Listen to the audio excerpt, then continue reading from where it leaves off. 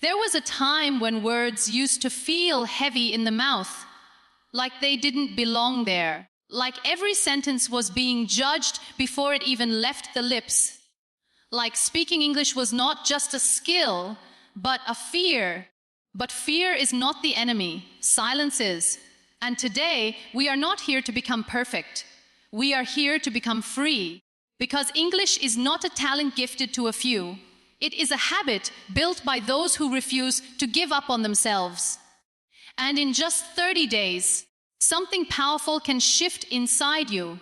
Not your accent first, not your grammar first, but your courage. Let's begin this journey with 4 simple truths that can rebuild the way you speak, think, and express yourself. The first truth is, stop waiting for perfection. Perfection is the biggest lie ever sold to learners. It tells you, speak when you are ready, but readiness never arrives. So people stay silent, correcting sentences in their head, while life moves forward without them. There was a time when people believed that speaking correctly is the first step to speaking at all. But in reality, speaking is the first step toward becoming correct. Waiting for perfection feels safe, almost comforting, because it gives the illusion that one day everything will align.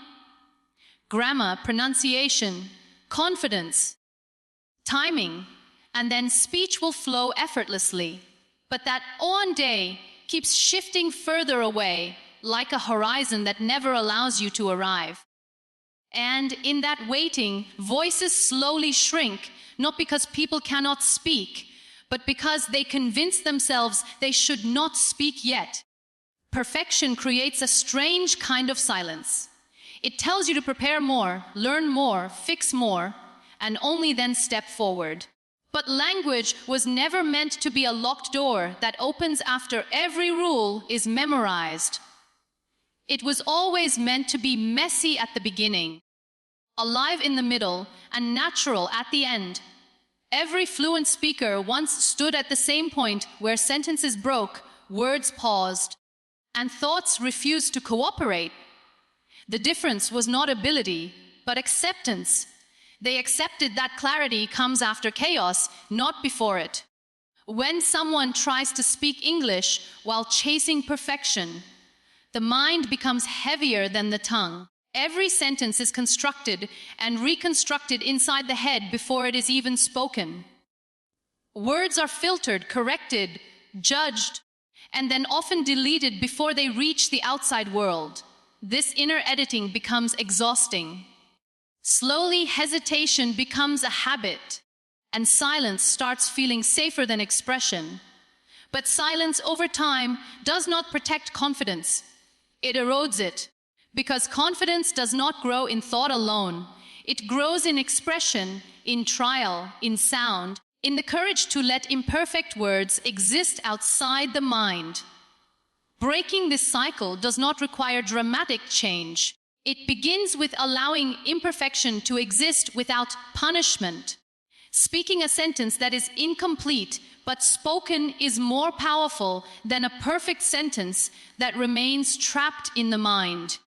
Every time a person chooses to speak without waiting for correction, they are rewriting the relationship between fear and expression. The fear starts losing authority. It no longer decides when the voice is allowed to come out. Children do not learn language by waiting. They learn by falling into it. They repeat wrong words without shame. They rebuild meaning through trial. And they speak long before they understand structure. Somewhere along the way, adulthood replaces that freedom with hesitation. People begin to believe that mistakes are failures instead of steps. But mistakes are simply proof that the mind is working in real time, trying to connect thought with expression. Without those attempts, there is no movement forward, only accumulation of unused knowledge. Perfection also delays identity, because when someone is always preparing to speak better, they never fully experience the voice they already have. There is always a future version of themselves they are waiting to become before they allow expression. But transformation does not happen in waiting rooms. It happens in the middle of imperfect attempts, in unfinished sentences, in awkward pauses that still carry courage. The pressure to be flawless often comes from comparison, from watching others who appear smooth in speech and assuming that fluency is a starting point rather than a result. But every fluent speaker carries a history of broken sentences that are no longer visible. What is visible today is only the outcome of repeated imperfection accepted over time. Letting go of perfection is not about lowering standards, but about changing direction. Instead of aiming for flawless speech before speaking, the aim becomes speaking so often that flaws naturally dissolve. The focus shifts from avoiding mistakes to increasing exposure, from controlling every word to allowing words to arrive as they are. In that shift, something subtle begins to change inside the mind. Language stops being an exam and starts becoming a companion. And slowly, the idea of ready begins to lose meaning altogether. Fear does not arrive with noise. It does not announce itself like a storm or a warning bell. It enters quietly, like a thought you repeat too many times until it starts sounding like truth. When someone says, "I cannot speak English," the fear is rarely in the language itself. It is in the memory of hesitation, in the echo of past mistakes, in the imagined judgment of others that has never actually spoken aloud but still feels present. Fear is not a reality. It is a rehearsal that keeps repeating in the mind until it becomes familiar enough to feel real. And what becomes familiar becomes accepted. That is how fear survives, not through power, but through repetition. The mind is not your enemy, but it is a mirror that reflects whatever you show it again and again. If you repeatedly tell yourself that speaking English is difficult, the mind does not argue, it simply accepts. If you repeatedly avoid speaking, the mind does not question the avoidance.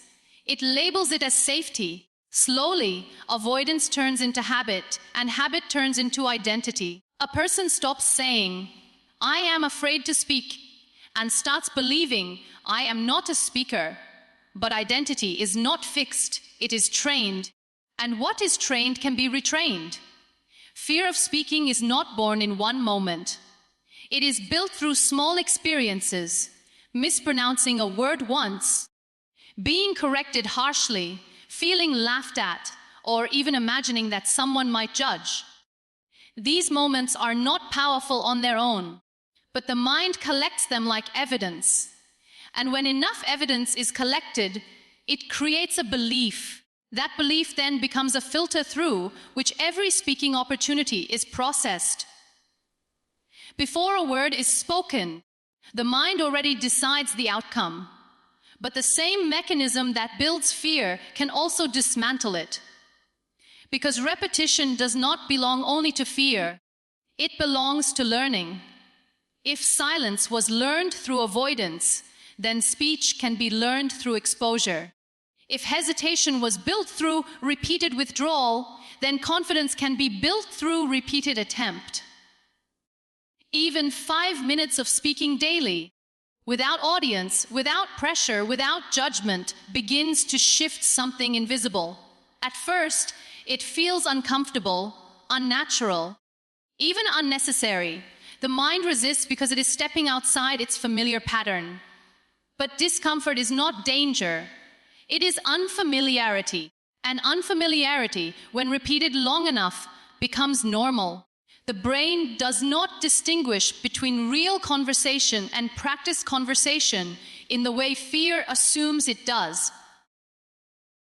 When you speak to yourself in English, when you describe your surroundings, when you narrate your thoughts out loud, the brain still processes it as language usage. It begins to build pathways, connections, and responses. What once felt like hesitation slowly starts becoming flow, not because fear disappears instantly, but because repetition weakens its authority. Fear also loses strength when it is not fed with avoidance. Every time you avoid speaking, fear is reinforced as valid. It learns that its warning worked. But every time you speak despite discomfort, even in small broken sentences, fear receives a different message. It learns that its warning did not stop action. Over time, this creates confusion inside the fear itself. It no longer knows how much control it actually holds. And slowly, something shifts in the background of the mind. The same voice that once said, "Don't speak," begins to lose volume, not because it is removed, but because it is no longer obeyed. Attention moves away from fear and toward expression. In this process, mistakes stop feeling like proof of inability. They start becoming part of interaction. Words mispronounced today are corrected tomorrow without emotional weight.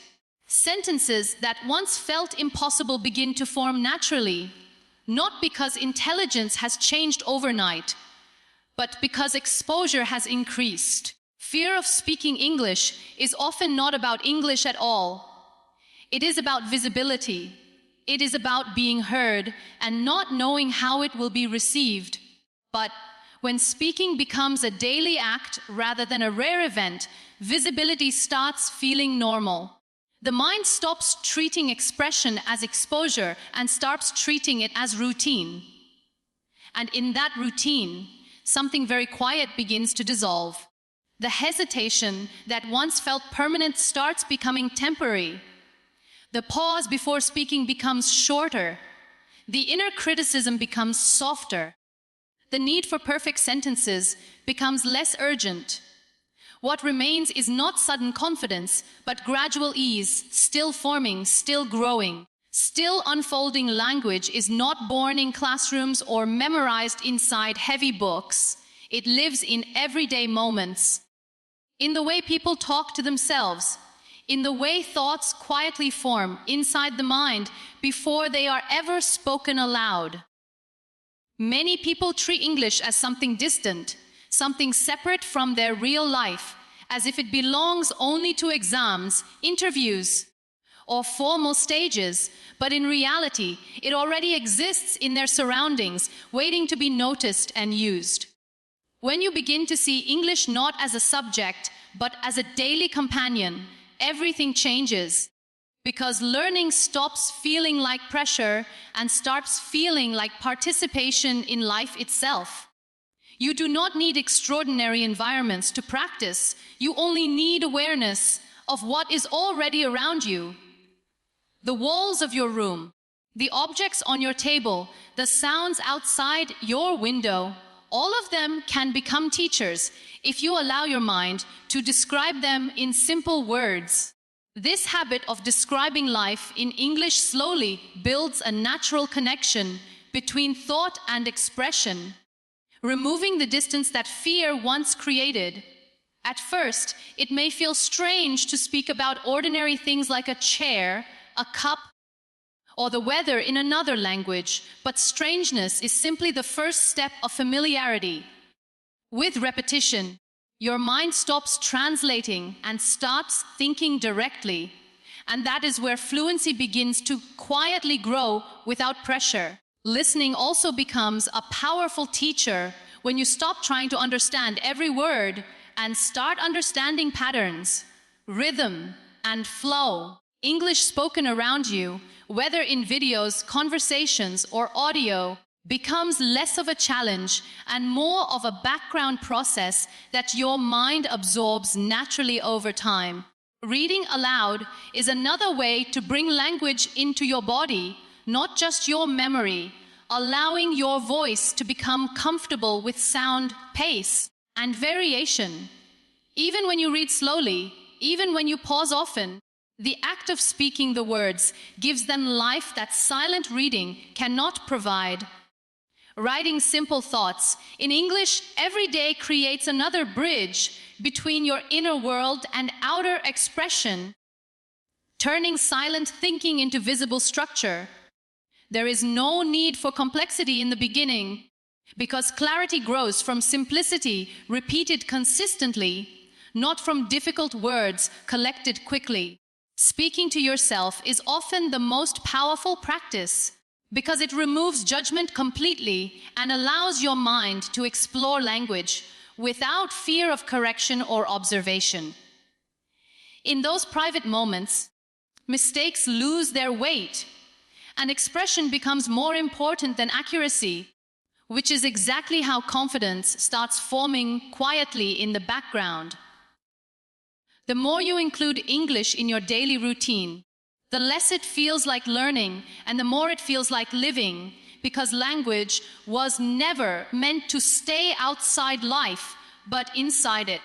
And when you begin to notice how every small moment around you can be described, expressed, and experienced through words that are still forming in your mind, this awareness slowly changes the way you think, because your mind no longer waits for special occasions to practice language, but begins using every passing moment as an opportunity to express. Even silence starts to feel different, because instead of being empty, it becomes a space where you can form sentences internally without pressure.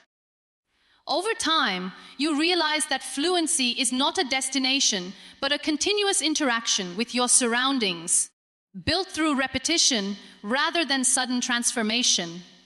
There is no need to rush this process, because rushing creates pressure, and pressure often rebuilds the same fear you are trying to release. What matters is consistency, even in small amounts, because small, consistent actions reshape the brain more deeply than occasional, intense effort. And as these small actions accumulate quietly within your daily life, you begin to notice how every ordinary moment carries the possibility of becoming language, expression, and thought unfolding through words that still feel new, and slowly becoming your voice is not something you earn after becoming perfect.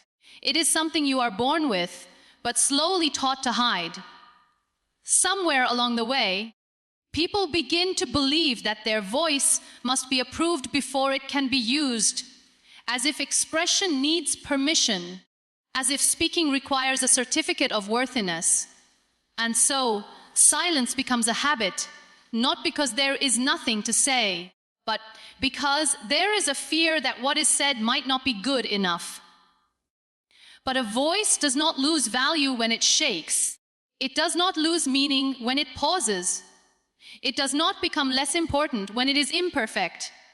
In fact, most voices that move people deeply are not flawless at all. They are real, and reality is never perfectly structured. It carries pauses, emotions, uncertainty, and still continues forward. Many people wait for confidence before they speak, but confidence is not something that arrives first. It is something that grows after repeated permission is given to oneself. The first time someone speaks despite fear, confidence is almost invisible.